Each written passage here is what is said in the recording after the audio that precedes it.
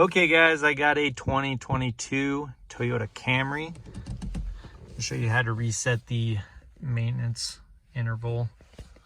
I'm going to be using this right here. Go to the back button, vehicle settings. So you're going to go to that settings and we're using this. Okay, back, all that stuff.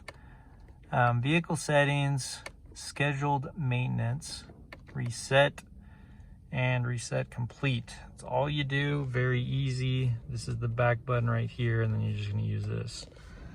And I have the car on the on position, but not turned on. So hopefully that helped, and thanks for watching.